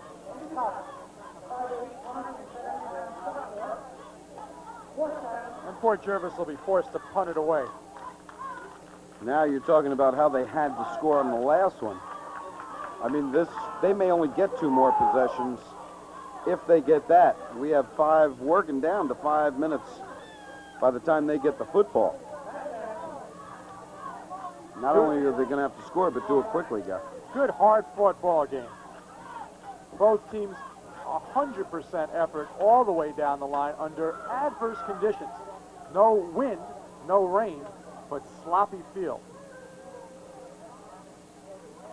Startup at his 23-yard line. Shannon and Rampy settled in at their 25.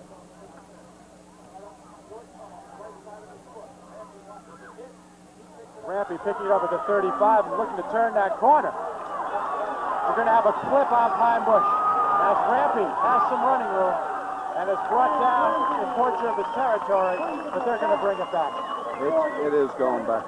You know, I don't know if the game ends up this way as a score of 20-7. I don't know if Port Jervis is really 13 points better than Pine Bush on a dry day where both teams can use their usual game plan.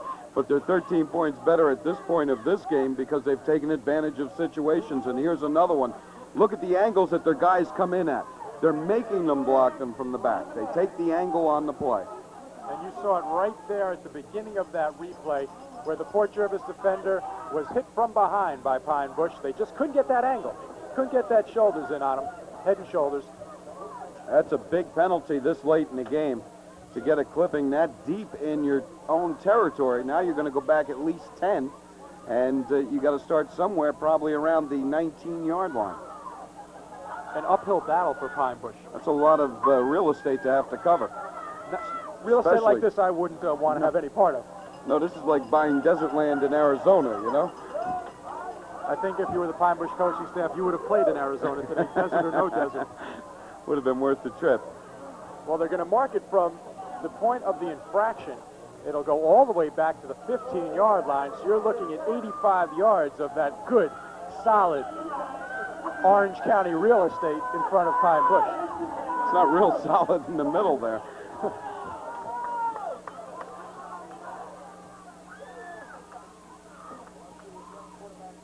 Coates. The clock is ticking away. Murphy in motion. Coates. The pitch out to Murphy. And he's strung out again. Rich Cruz in on that tackle, number 80. And 43, Frank Stanzel. We've called his name all ball game long. He has played an excellent ball game.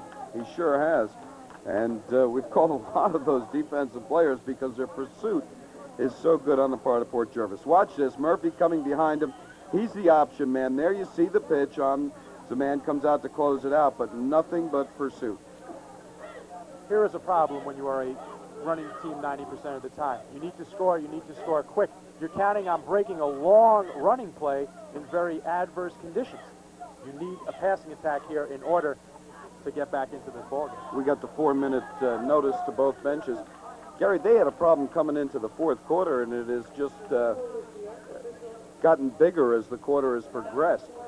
They tried to establish early in the game some form of passing attack. Coates came out in the first couple series. He threw the ball 3 or 4 times, was not able to connect. Right away, they ran away from that thought, and they went strictly to the ground.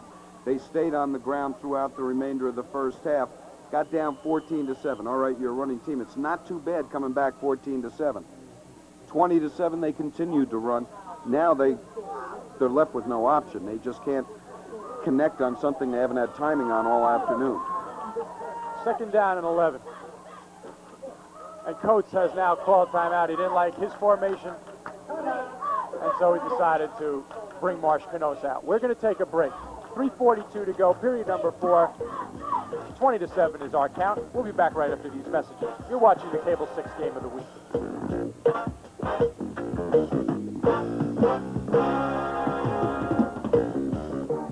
Take a look at one of the Pine Bush cheerleaders performing for the Mike Terrell fan club, and they are in strong contingent this afternoon.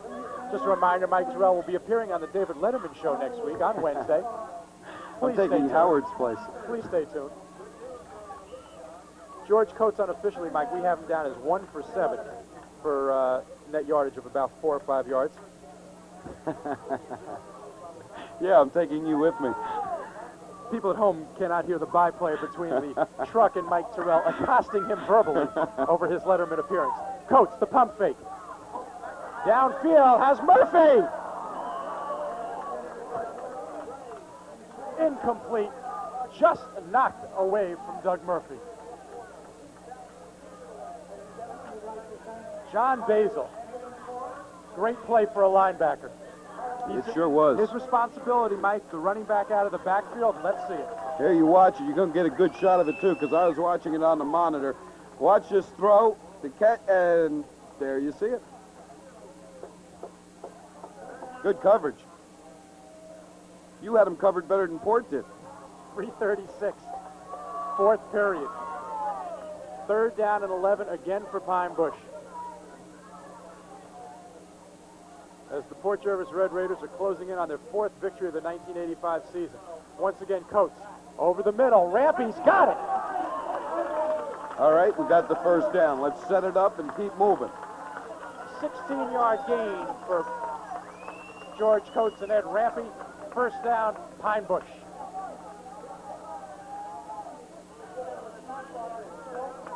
.328 and counting. There is no quit anywhere on this field.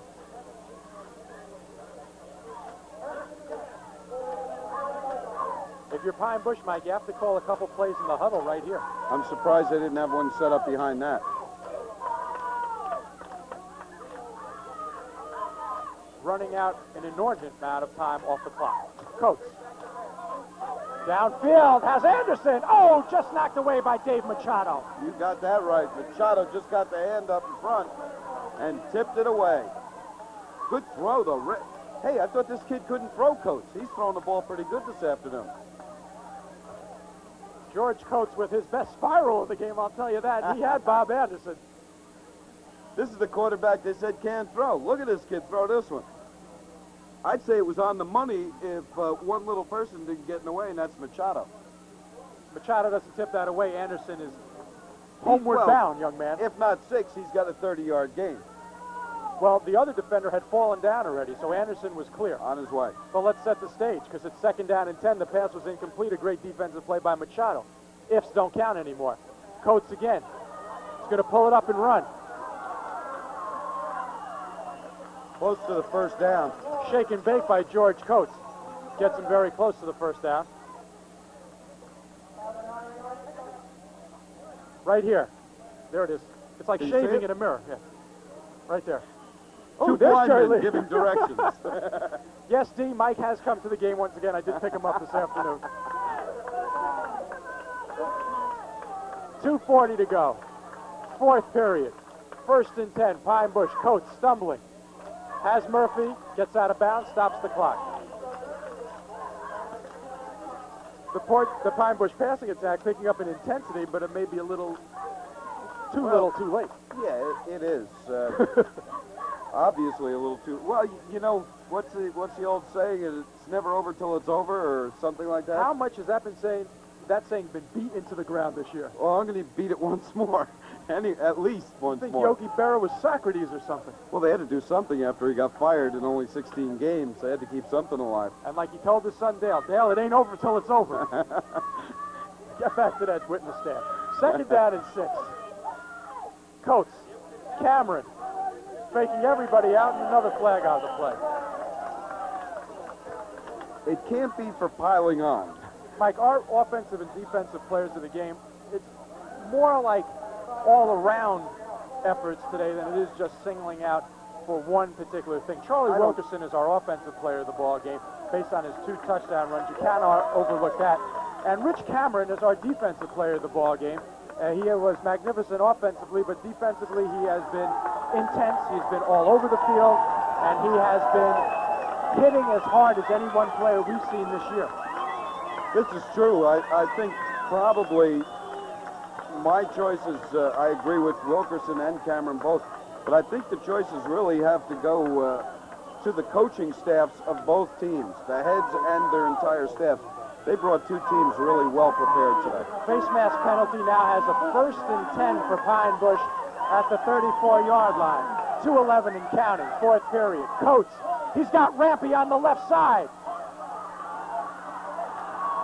Rampy's got to be just frustrated as heck out there this afternoon. That's the 3rd or 4th time he's been wide open, and Coates just hasn't been able to get the football to him. Boy, I know Marsh is jumping up and down over there. He's such a good coach. I'd like to see some good things for the squad this year. Mike, a few players that deserve mention. There's a lot of them. Especially on Fort Jervis on the defensive side. Rich Cruz and John Basil have just been magnificent all ball game long. Pass intended for Murphy left side. Previous play, Rampy was in the flat, in the open. A couple times it's happened this afternoon, and Coates has not been able to pull the trigger. Big game. Both sides of the line have played great. I'll tell you, the offensive line of Fort Jervis has done a tremendous, or Pine Bush rather, has done a tremendous job today as well. There's a couple of guys up there, Rowe and Rafferty, and well, all across. There's good quality ball Malloy, players, Mike. Smith, they're all out there, and they've done a heck of a job today. Good quality ball players. Just a reminder, 6:30, 7:30, 8:30 every weeknight, the Cable 6 Nightly Report, anchored by Tracy Baxter and Marianne Worley, yours truly on sports. Ever-enlarging one.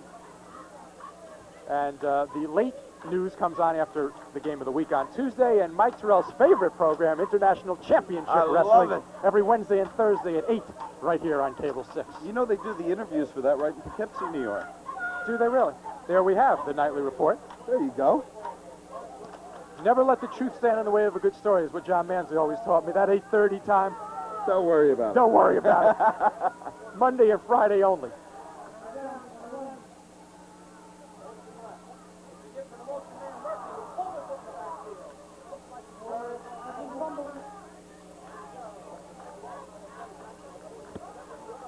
All you could see there was that Murphy fumbled it, and then looks as though he recovered his own fumble.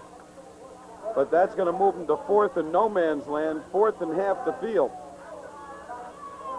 Time ticking off and ticking away and ticking down. That's what we got. I got caught there. We have a timeout. We're going to take a break. I need to regroup. 1:18 to go, fourth period. We'll be back right after this. You're watching the game of the week.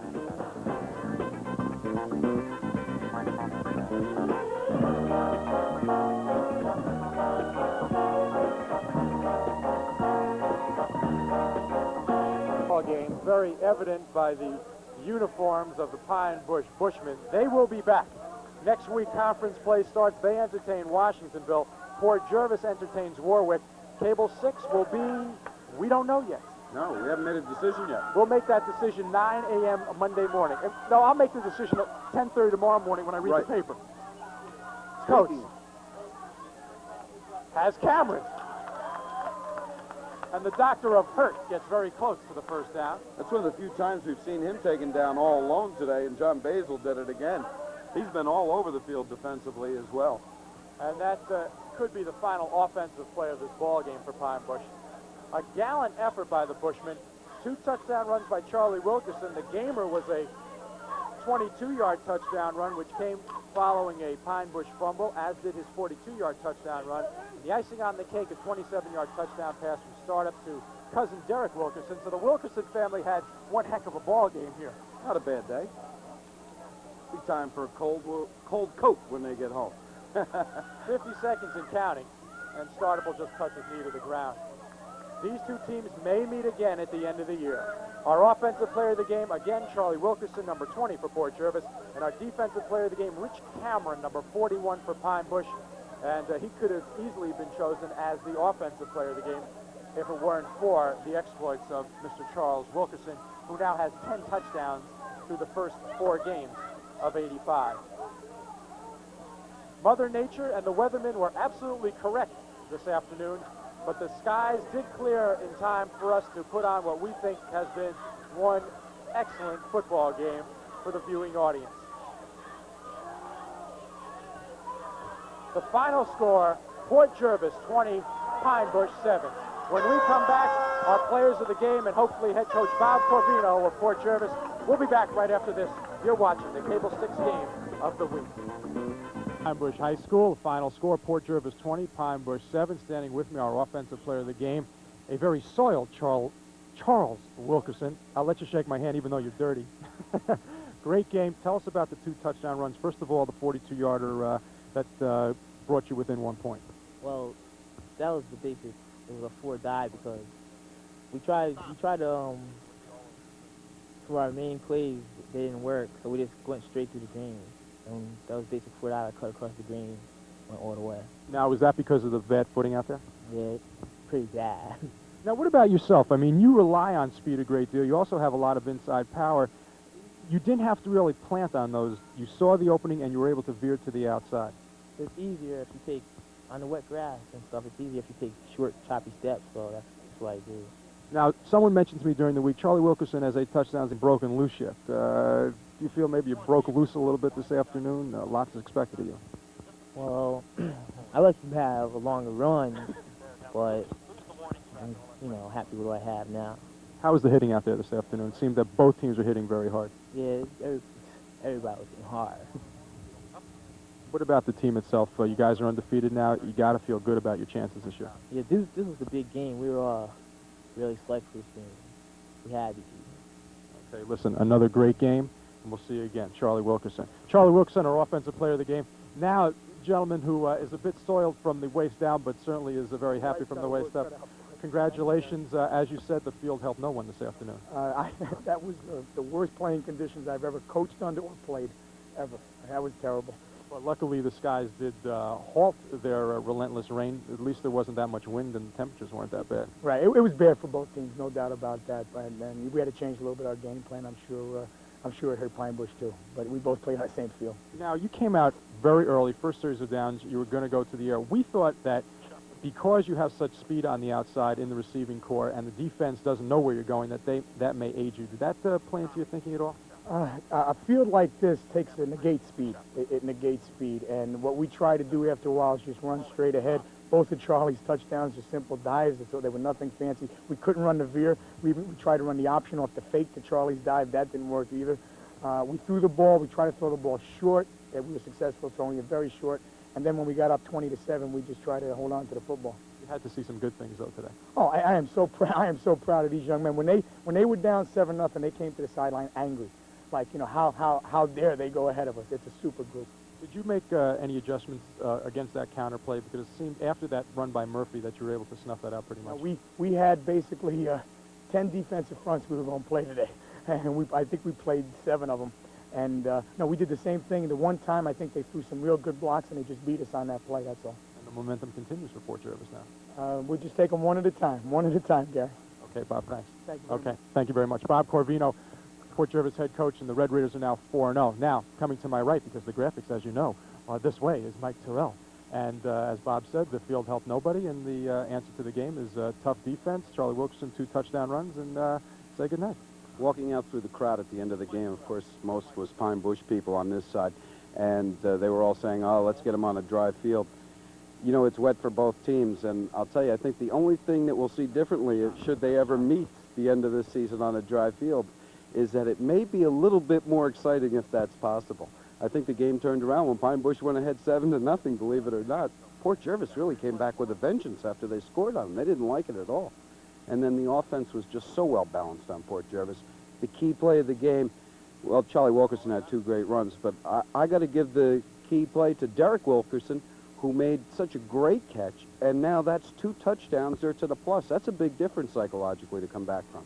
So the final score, once again, 20-7. Port Jervis on top of Pine Bush. Pine Bush now falls to 3-1. Port Jervis remains unbeaten. They are 4-0. Conference play starts next week. Those are the games that determine who will go to that final championship game in Middletown the 3rd Saturday in November. So for Mike Terrell, I'm Gary Sussman. We'll see you next week. You've been watching the Cable 6 game of the week.